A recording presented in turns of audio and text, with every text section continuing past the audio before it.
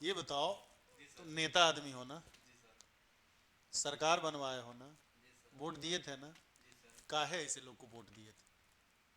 Sir, शिक्षा, रोजगार और स्वास्थ्य को लेके सजग सरकार थी। लेकिन इस समय युवाओं की भूमिका पे बात किया जाए तो वो इस सरकार में युवाओं की भूमिका पे बहुत ही बेहद दुखद स्थिति है। ये देखो, जहाँ तक हम जानते हैं आम आदमी की समझ से, जी कि सर। भाजपा के पीछे आरएसएस का हाथ होता है। जी सर। इस विषय को मतलब हम स्वीकार सुनते हैं ऐसा, कि हाँ, हम हम राजनीति से स्वीकार हमको कोई करते लेना हैं। देना है नहीं। और आरएसएस में मैक्सिमम लोग कुंवारे लोग हैं। जी सर। भले 50 साल हो गए, 60 साल हो गए, 70 साल हो गए, 80 साल हो गए, चलिए देश सेवा के लिए उन्होंने बड़ा अच्छा किया भाई। कुंवारे शादी ब्याह परिवार।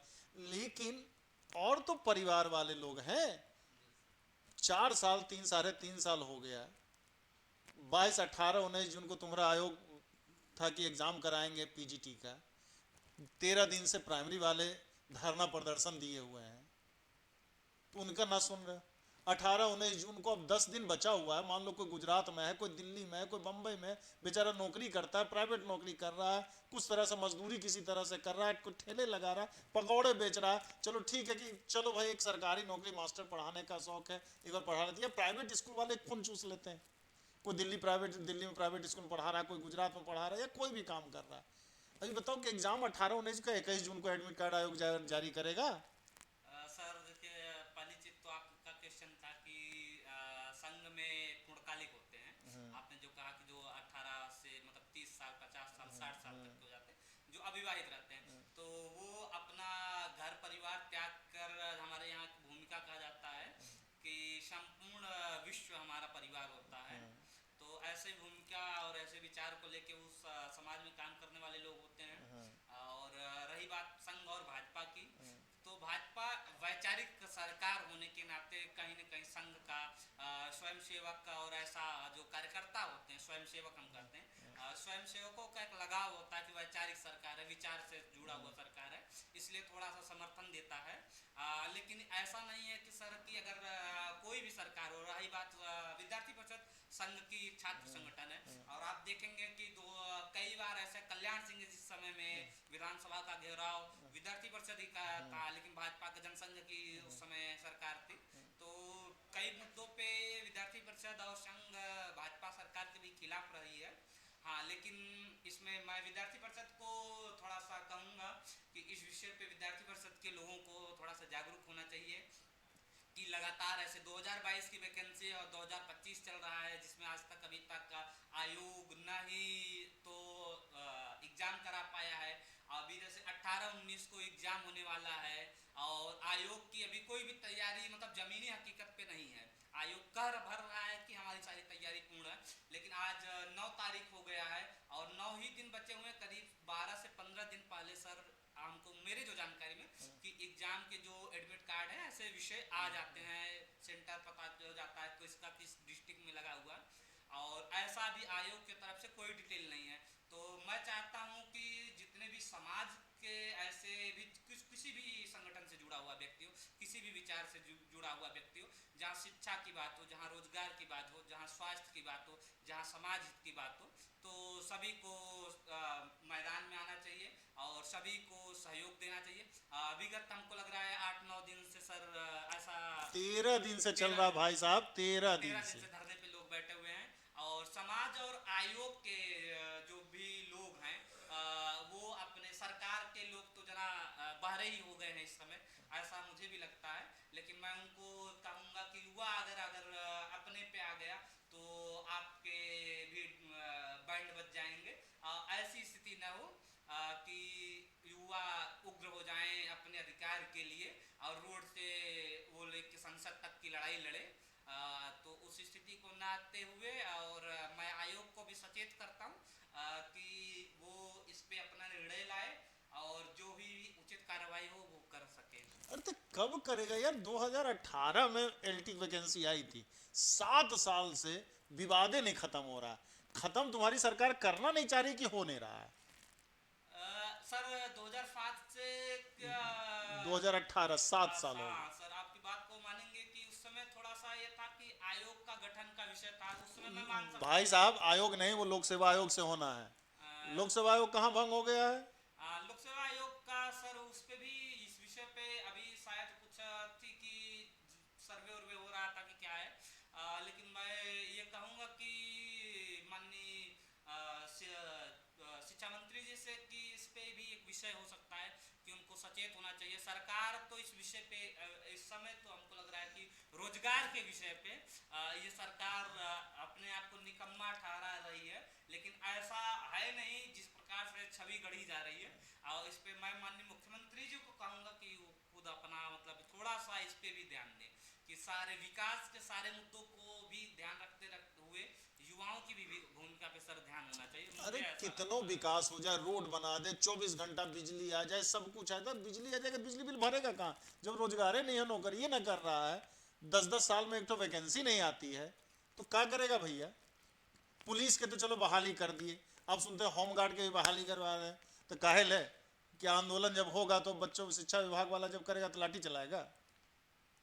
नहीं सर ऐसा नहीं है, वो भी किसी न किसी शिक्षक के ही द्वारा पढ़ के जाते हैं, और समाज इतना भी हमारा अभी भी खराब नहीं हो गया है कि अपने ही शिक्षकों पे, अपने ही गुरुजनों पे उन पे लाठीचार्ज और ऐसे भी घृणित काम किया जाए, क्योंकि अपने यहाँ शिक्षकों का जो दर्जा दिया गया है सर, वो पितरों के समकक्ष दिया गया है, माँ बाप के तुल्य पिता शिक्षक होता है। कहने को हो रहा शिक्षक बनने के लिए 48 डिग्री टेम्परेचर में बच्चा बेचारा एकदम आयोग हाय हाय कर रहा है, 1 साल 2 साल इतना काहे ले बीटीसी कॉलेज या बीएड कॉलेज खोला गया, और जब वैकेंसी नहीं देना सब बंद करा दें।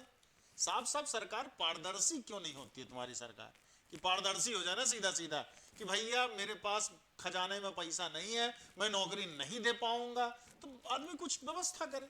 सर मैं आपको थोड़ा सा स्पष्ट करना चाहूँगा कि सर मैं सरकार से नहीं हूँ, हाँ मैं एक सामाजिक कार्यकर्ता, मैं संघ का कार्यकर्ता रहा हूँ, मैं विद्यार्थी परिषद का कार्यकर्ता रहा, उस नाते मैं वैचारिक सरकार होने के नाते कहीं ना कहीं समर्थित तो हूँ, लेकिन इस मामले पे मैं सरकार के से एकदम सतह खिलाफ हूँ कि जो रवैया सरकार का शिक्षा और शिक्षकों के लिए है वो कतई एकदम दुखद है। मैं विद्यार्थी परिषद ऐसे तमाम छात्र संगठनों का आह्वान करता हूँ कि वो इस आंदोलन में संपूर्ण रूप से और जमीन पे आके इनका सहयोग करें, और सरकार से जो भी लोग संवाद कर सकते हैं ऐसे प्रमुख सामाजिक व्यक्तियों को मैं आह्वान कर सकता हूँ। बोक्का मत बनाओ, ये भी दुनिया जानती है, बच्चा बच्चा जानता है, बिना संघ के भाजपा कुछ नहीं है।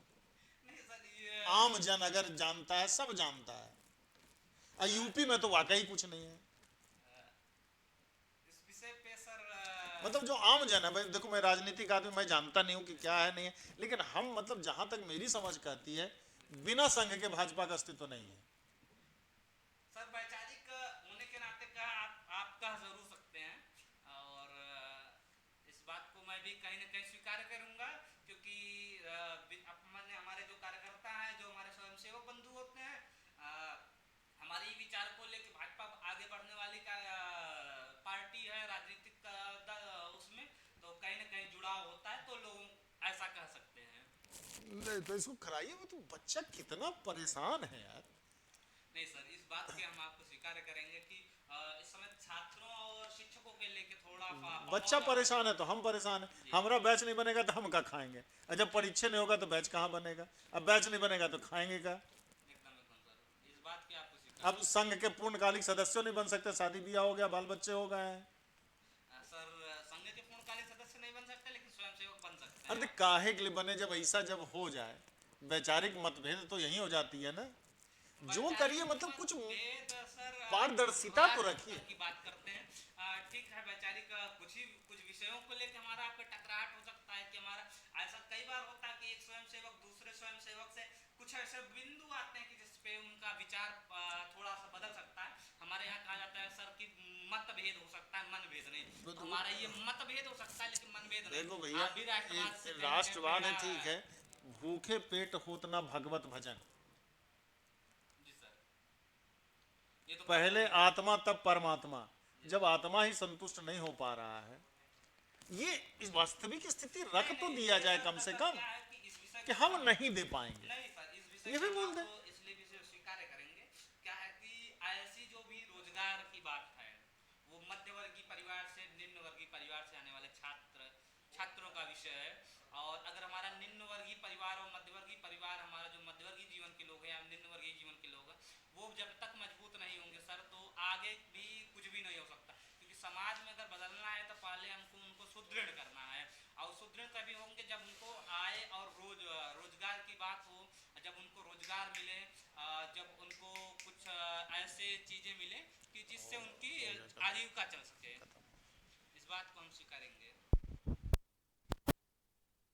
ऐसा हमको लगता है कि थोड़ा सा सरकार इसको कुछ करिए, आप लोग भी आगे निकलिए, बिना निकले तो काम चलेगा नहीं। नहीं नहीं सर, एकदम सही चीज तो है। ऐसे बस खाली मतलब मीठी मीठी बात करके, मीठी मीठी बात से पेट ना भरता है।